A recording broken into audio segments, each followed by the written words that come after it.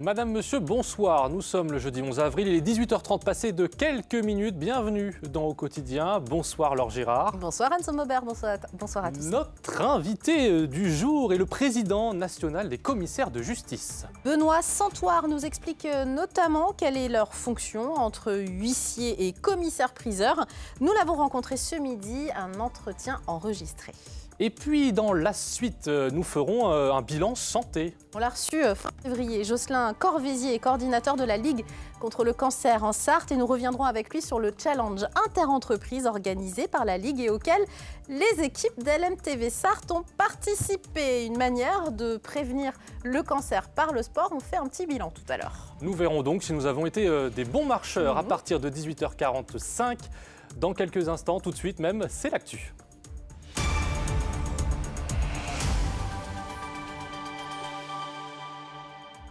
Au sommaire de cette édition, une nouvelle action dans l'éducation nationale. Le collège de Champagné a fermé ses portes symboliquement aujourd'hui.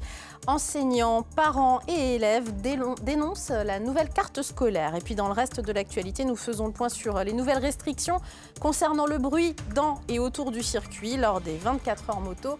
C'est la semaine prochaine, vous le savez. Pas de cours donc ce jeudi pour les collégiens de Champagné. Oui, pour protester contre la nouvelle carte scolaire. Le personnel enseignant, les parents d'élèves et les élèves eux-mêmes organisaient une opération collège mort. Toute la journée, ils se sont mobilisés pour faire entendre leur voix auprès des services de l'éducation nationale et réclamer plus de moyens. Malgré une hausse du nombre d'élèves, une classe est menacée de fermeture dans cet établissement. Othélie Brion et Anthony Piton. Ils s'inquiètent déjà pour la prochaine rentrée scolaire. Malgré 12 inscriptions supplémentaires, il y aura une classe de moins en 5e. Pour les professeurs, ce changement ne sera pas sans conséquences. On risque de se retrouver avec des classes à 30, 31, peut-être 32 personnes dans la salle, avec une difficulté qu'on a sur le collège de Champagné, de certaines salles qui sont petites et qui permettent difficilement d'accueillir 30 élèves par classe dans des conditions pédagogiquement en tout cas intéressantes. Les collègues se questionnent en fait comment on va pouvoir s'organiser et donc sont en train de se dire qu'ils devront peut-être faire classe différemment et revenir à des choses beaucoup plus théoriques ou voilà, moins de travaux pratiques notamment. Inquiétude partagée par les parents d'élèves qui redoutent surtout des difficultés d'apprentissage pour leurs enfants. Parce que même un élève qui arrive, qui a une très bonne moyenne, il a besoin d'être nourri aussi. Avoir plein de choses. Un enfant qui est en difficulté va aussi avoir besoin de plus de temps, plus d'attention.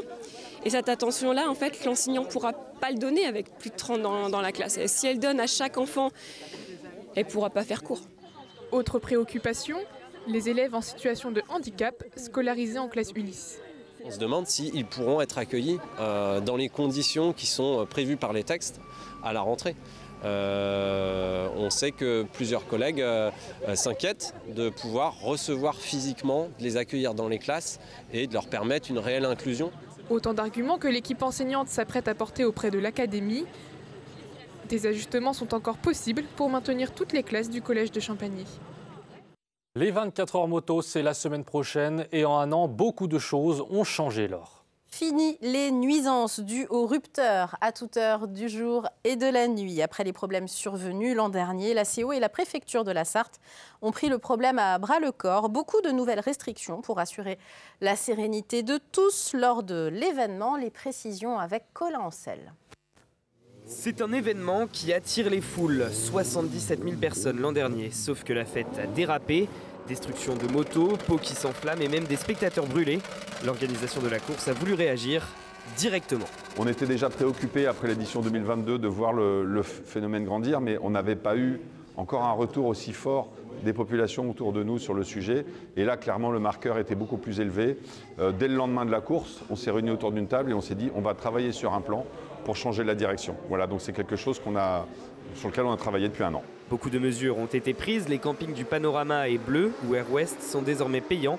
10 € par moto et 20 € par voiture. Pour un emplacement acheté, il faut présenter la carte grise du véhicule. Une aire d'accueil sera gratuite mais à 30 minutes du circuit. Et surtout sans billet, impossible d'entrer dans ces campings. Nous sommes attentifs à ce que ça se passe bien, que comme l'on dit maintenant, l'expérience spectateur soit optimale. Mais cette expérience spectateur, c'est pour des personnes qui sont mobilisées, qui sont motivées par les aspects sportifs et pas par d'autres aspects qui n'ont pas lieu d'être dans une compétition de cette tenue. Pour toutes les aires d'accueil, les motos trafiquées ou encore destinées à la destruction sont interdites. La hauteur des véhicules sera contrôlée pour éviter que des engins trafiqués soient cachés dans un utilitaire. Le but, imposer un silence total de minuit à 8 heures. On ne va pas tout arrêter du jour au lendemain. Alors on va déjà retirer les équipements qui permettaient d'obtenir des sonorités et des flammes très dangereuses. Donc ça, c'est interdit. Mais le phénomène ne va pas complètement s'arrêter. Donc la journée, ça va continuer. Bon, ce qu'on leur demande, c'est comprenez bien que cette course, sans les pilotes, sans les commissaires, sans les mécaniciens, ne pourrait plus exister, il n'y aurait plus de course. Et qu'aujourd'hui, ces gens-là, ils ne peuvent plus dormir à cause du bruit qu'il y a dans les campings. Ces nouvelles règles ne devraient pas plaire à tout le monde. La sécurité générale a été renforcée. La 47e édition des 24 heures moto s'élancera le 20 avril à 15h. Un mot de justice pour clore le procès que nous avons suivi cette semaine aux assises de la Sarthe. Les faits se sont déroulés le 29 mai 2021. Dans le procès de la rixe mortelle au Sablon, la cour d'assises a rendu son verdict dans la nuit de mercredi à jeudi 11 avril. Après 6 heures de délibéré, les jurés ont reconnu les 3 accusés coupables de violences volontaires ayant entraîné la mort sans intention de la donner. Un des 3 jeunes hommes est condamné à 17 années de réclusion criminelle. Les 2 autres écopent de 14 années de réclusion criminelle. On reste dans le domaine de la justice avec l'invité de ce journal, un entretien que nous avons enregistré ce midi. Oui, notre équipe a pu interviewer Benoît Santoire, le président de la Chambre nationale des commissaires de justice, lors d'une journée de rencontre avec les 82 commissaires de justice de notre cour d'appel. Et cette question, au cœur de l'entretien, quel est le rôle exactement de ces commissaires entre huissiers et commissaires-priseurs? Colin Ancel et Anthony Piton. Et oui, notre invité, c'est Benoît Santoire, président de la Chambre nationale des commissaires de justice depuis 2022. Alors, commissaire de justice, c'est une nouvelle appellation qui regroupe 2 fonctions, les huissiers de justice et les commissaires-priseurs judiciaires. Alors, est-ce que vous pouvez nous dire qu'est-ce que ça change, cette fusion, et quel est concrètement le métier? Alors, c'est le rapprochement effectivement de 2 professions historiques. Elles existaient avant la Révolution française puisque sous l'Ancien Régime, il existait un statut d'huissier-priseur. Et puis la Révolution française est venue mettre un terme à ces charges. Aujourd'hui, avec la loi Macron, la loi de 2015, on a décidé de rassembler les commissaires-priseurs judiciaires et les huissiers de justice. Alors notre métier aujourd'hui, c'est principalement la sécurité juridique des actes qu'on délivre aux Français, les assignations à comparaître, les significations de jugement, c'est notre expertise en matière d'inventaire, de prisée judiciaire, de vente judiciaire, et c'est la force probante de notre constat, le constat du commissaire de justice. Quand vous faites appel à un commissaire de justice pour un litige de voisinage, pour un problème de dégâts des eaux, voilà, c'est la force probante du constat. Vous êtes au Mans ce jeudi 11 avril pour rencontrer les 82 commissaires de justice, donc c'est ce qu'on a vu juste avant sur les images, de la cour d'appel d'Angers qui regroupe celle aussi de la Sarthe et de la Mayenne. À quoi est-ce qu'elle sert cette rencontre? Alors en fait, ce métier il est encore trop méconnu des Français. Et bien évidemment, les professionnels qui aujourd'hui sont rapprochés ont beaucoup de questions, d'interrogations sur leur avenir. Donc c'est important pour moi d'avoir ces moments d'échange avec eux. C'est le 21e déplacement que je fais, puisqu'il y a 35 cours d'appel en France. Donc je fais un déplacement, j'essaye d'en faire un tous les mois. Et ça me permet d'échanger et d'avoir un lien direct avec les professionnels. Et qu'est-ce que vous retenez de ces premiers échanges que vous avez eus jusqu'ici? Moi je suis heureux de voir qu'au bout de 2 ans de mandat, les premières synergies sont en train de se créer sur les territoires avec des associations entre d'anciens commissaires-priseurs judiciaires et d'anciens huissiers de justice. Je rappelle d'ailleurs que les formations sont obligatoires entre nos 2 métiers parce que le 1er janvier 2026, celui qui n'aura pas suivi la formation de l'autre ne pourra plus exercer sa fonction. Et justement, vous avez été élu juste au moment où cette fusion a été actée et donc cette fission à partir de 2026. Comment est-ce que les agents sur les territoires réagissent? Alors aujourd'hui, il y a plus de confiance qu'il y en avait au début. Vous savez, au début, c'est toujours un peu difficile. Chacun se regarde un petit peu en chien de faïence. Et puis aujourd'hui, je vois enfin des synergies naître avec des sujets forts comme la tutelle, les services des tutelles, où on a vraiment, le commissaire de justice a un rôle à jouer pour protéger les majeurs qui sont des majeurs en difficulté. Avec le magistrat, il y a un véritable travail sur l'inventaire, sur la vérification des comptes de tutelle, le commissaire de justice aujourd'hui, c'est aussi un amortisseur social et je le vois quotidiennement dans le cadre de la prévention des expulsions. Vous avez aussi eu des échanges avec toutes les personnes qui étaient présentes. Qu'est-ce que ces personnes vous ont fait remonter? Leur interrogation, la plus grande difficulté, c'est aujourd'hui trouver des jeunes diplômés pour devenir commissaire de justice. Ce métier est trop méconnu et quand vous êtes en faculté de droit, eh ben, en première année, vous avez plutôt envie d'être ou magistrat ou avocat et les professions réglementées du droit sont assez méconnues. Donc il faut absolument se faire mieux connaître parce que c'est un problème de renouvellement générationnel. Vous avez aussi évoqué dans un autre média des difficultés financières, notamment depuis la période de Covid, et que votre taux n'avait pas, vos tarifs n'avaient pas évolué depuis 2007. Où est-ce qu'on en est aujourd'hui? Alors aujourd'hui, j'ai eu le plaisir de faire des annonces importantes puisque nous avons réussi à obtenir une revalorisation de notre tarif. Alors elle n'est pas historique dans son quantum, 1%, mais elle est historique dans son principe. C'est un vrai signe de confiance des pouvoirs publics. Pour une profession qui, effectivement, depuis le Covid, a beaucoup souffert.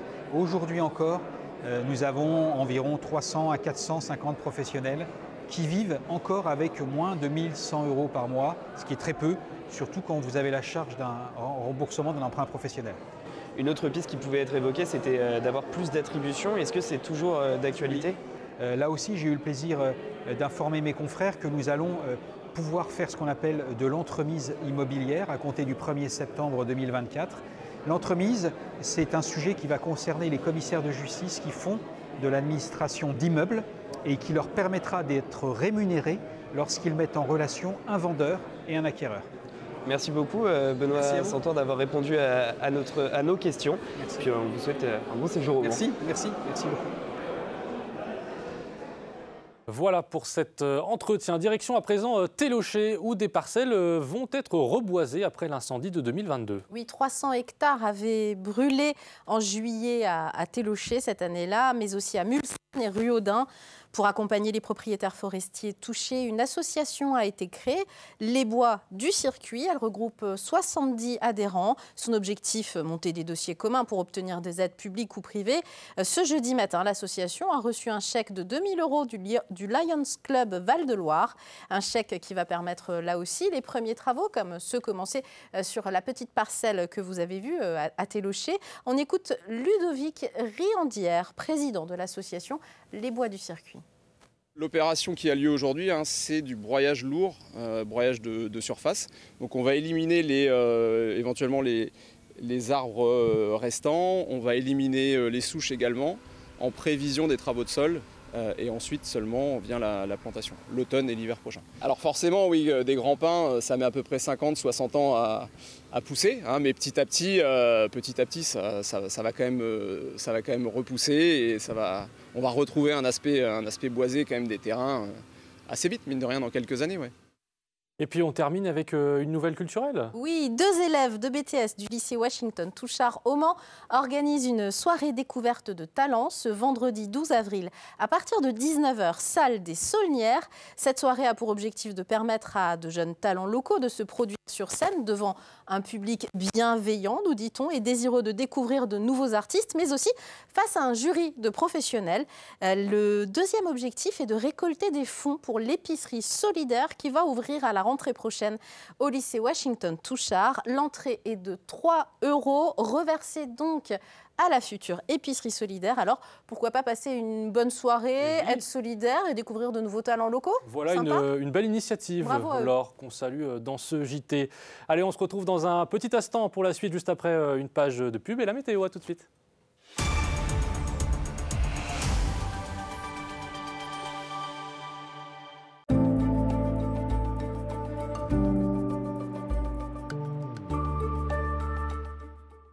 Bonjour Bonsoir messieurs, dames, ravi de vous retrouver pour ce nouveau bulletin météo. Merci de nous avoir choisis sur LMTV Sarthe. En tout cas pour votre soirée, des conditions qui seront un petit peu à l'image de cet après-midi, assez couvertes sur l'ensemble du territoire avec, vous le voyez, ces nombreux nuages qu'on va retrouver sur notre département mais également sur nos départements voisins. Alors côté température, c'est vrai que le mercure aura un petit peu de mal à redescendre entre 16 et 17 degrés.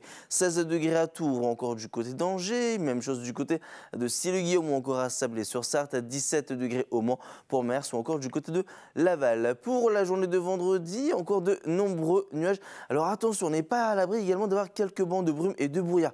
Grande prudence si vous devez prendre les routes au petit matin, soyez très prudents avec une visibilité qui risque mine de rien d'être plutôt restreinte. Les températures, elles, entre 8 et 10 degrés, avec 8 degrés à Angers ou encore pour La Flèche, 9 degrés à Vendôme, pour Blois ainsi que pour Tours, 10 degrés pour Alençon, même chose à Mamers, 12 degrés au Mans. Ça va s'améliorer en deuxième partie de journée avec, vous le voyez, un peu plus d'éclaircies. Alors parfois un petit vol nuageux, mais cela ne devrait pas trop gâcher cette sensation de beau temps. Côté température, celle-ci évoluera entre 18 et 21 degrés. 18 degrés du côté de Sablé-sur-Sarthe, même chose à Sille-Guillaume.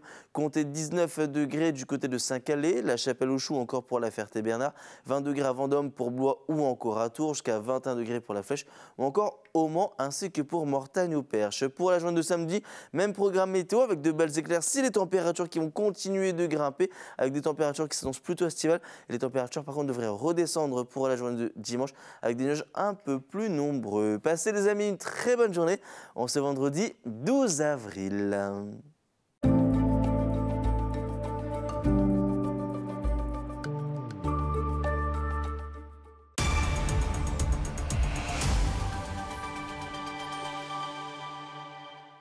Allez, on passe à une météo légèrement différente maintenant. Vous le savez, on fait le point sur la qualité de l'air avec Air Pays de la Loire.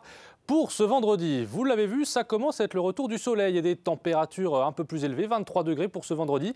Et donc, ça encourage aussi la formation d'ozone, mais avec des niveaux tout à fait normaux pour la saison. La qualité restera donc moyenne pour ce vendredi. Que du vert. Ça nous incite à faire du sport ce week-end, n'est-ce pas, Jocelyn Corvézier? On vous a reçu le 22 février dernier. Vous êtes toujours coordinateur de la Ligue contre le cancer en Sarthe. Et on vous avait reçu à l'époque pour nous parler d'un défi inter-entreprise dans le cadre finalement de Mars Bleu, également prévention contre les cancers colorectaux. Mais prise de conscience finalement du fait que faire du sport, c'est quand même très très bien pour la prévention contre le cancer en général. Pas à haute dose, mais on s'est inscrit à LMTV 3. On l'a fait. Voilà, on a fait ce challenge inter-entreprise du 14 mars au 1er avril. On a fait ça en équipe, 3 équipes de 5. On va voir un tableau de résultats si vous voulez bien. Je crois que j'ai fait plus de pas que vous, non? Pas sûr, parce que... Alors vous voyez, c'est super intéressant parce que on est 44e, notre équipe, celle des journalistes, sur plus de 200 équipes quand même dans la région, ce qui veut dire qu'on est des bons marcheurs dans l'équipe de journalistes d'LMTV. Qu'est-ce que vous pensez de notre résultat alors? Non, franchement, si on fait un petit ratio, vous êtes 7e entreprise sur la région, donc je pense que c'est vraiment pas mal. Ah ouais, carrément. Bon, écoutez, on est content. On est content. On est fiers. Est-ce que finalement c'était un peu le but recherché, de créer une émulation? Parce qu'en fait, ça nous a beaucoup amusé. Là, on fait vraiment un retour d'expérience avec vous aujourd'hui. On s'est beaucoup amusé, on s'est challengé tous les jours, on en parlait. On avait l'application Kipling, que beaucoup d'entre vous connaissent sur nos smartphones, qui calculait nos pas, dans laquelle on mettait nos pas chaque jour, notre podomètre finalement. Et c'était ça un peu le but du jeu? Oui, l'idée c'était vraiment de faire quelque chose de ludique pour que les gens prennent du plaisir à le faire et ne voient pas ça comme une contrainte. D'après les retours qu'on a eus, c'est une réussite. Pour la petite anecdote, à nous tous, on a fait 2 fois et demi le tour de la Terre pendant ces 19 jours, puisqu'on a fait quasiment 100 000 kilomètres. Donc voilà, c'est une vraie réussite. Et puis sur l'application, il y avait une messagerie. Et on voyait bien que sur la messagerie, les gens se parlaient beaucoup, se challengeaient, discutaient. Donc je pense que c'est vraiment une réussite à ce point de vue-là. Oui, ça a été même une réussite sur le nombre de participants pour vous sur cette édition? Oui, c'était une première pour nous. On a 1000 participants sur les 4 départements, dont une majorité de Sartois, alors qu'on n'est pas forcément le plus gros département de la région. Donc voilà, on s'est bien mobilisé. Et puis surtout, c'était une réussite conviviale. Donc c'est l'essentiel. Pour revenir à l'actu, dernièrement, il y a une princesse au Pays de Galles, enfin en Angleterre, qui a annoncé qu'elle était atteinte d'un cancer alors qu'elle est jeune. Et on voit de plus en plus et on entend de plus en plus parler de cancer, notamment de cancer colorectaux chez les jeunes. On peut parler d'une épidémie, mais j'entendais des oncologues dire oui, mais que c'est une épidémie de sédentarité. C'est hyper important de bouger au quotidien, en fait. C'est vraiment important, et notamment le cancer colorectal, c'est le premier impacté par la sédentarité. Et on sait que faire de l'activité physique régulière, le but, c'est pas d'avoir de la performance une fois tous les 15 jours, ça c'est pas intéressant pour la santé, mais qu'une régularité dans l'exercice physique, dans l'activité physique, pas forcément intense, mais modérée, régulière, ça aide vraiment, ça diminue les facteurs de risque d'avoir un cancer et aussi de récidive pour les gens malheureusement qui ont déjà eu un cancer. Et puis on rappelle que le dépistage, notamment pour les cancers colorectaux, c'est simple. On le conseille à partir de quel âge, ce dépistage? Alors, le dépistage organisé, c'est à partir de 50 ans. Et c'est vraiment simple, c'est très efficace puisque le cancer colorectal pris de bonne heure, c'est 9 chances de guérison sur 10.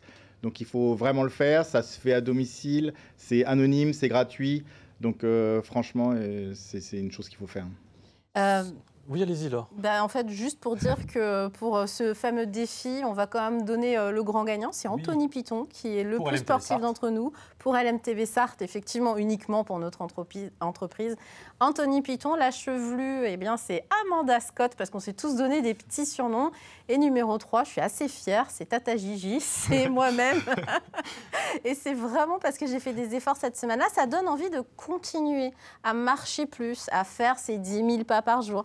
Enfin, c'est vraiment, ça incite, c'est ça l'objectif. Ouais, l'idée, c'était aussi qu'en 15 jours, les gens se rendent compte que finalement, c'est pas si compliqué. Non. Il y a plein de petites choses qu'on peut faire au quotidien. Et puis, ce qu'on espère, c'est que ça se pérennise dans la durée.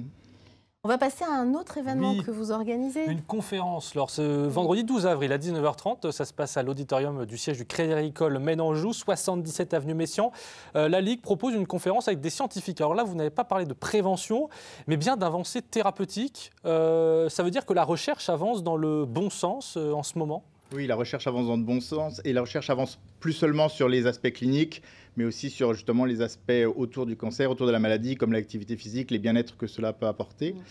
Donc nous, notre idée avec cette conférence, c'était que les Sartois qui ont été très généreux en 2023 voient concrètement où vont leurs dons, puisqu'on a invité des équipes de l'Université du Mans à présenter les travaux qu'on a participé à subventionner. Donc le but, c'est vraiment que les chercheurs qu'on finance viennent présenter aux donateurs leurs travaux, où ils en sont et comment ils avancent. C'est important de dire en effet que l'argent récolté sert concrètement à la recherche.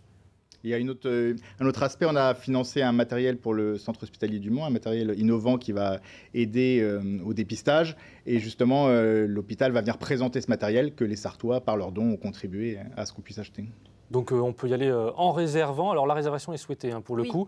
Au 02 43 89 40 40 ou sinon vous avez également une adresse mail cd72@ligue-cancer.net. Voilà pour les informations pratiques. Jocelyn, vous avez beaucoup marché et couru, vous aussi, également, pendant ces 3 semaines? Ouais, j'ai eu la chance de partir un peu en week-end et j'ai sillonné une ville de long en large et en travers en jetant un petit coup d'œil au classement régulièrement.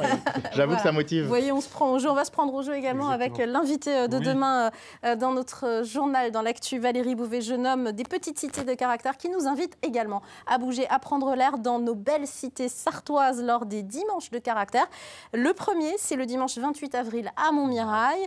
On en parle. Et puis dans la suite, j'ai aussi donné de ma personne. Oui, exactement, puisque Laure Girard a testé pour vous les exercices de recrutement pour devenir pompier volontaire en Sarthe. Mais dites pas que c'est horrible. Si. Nous étions ce matin, vous le voyez, à la caserne de Degré, accueillis par les pompiers sartois.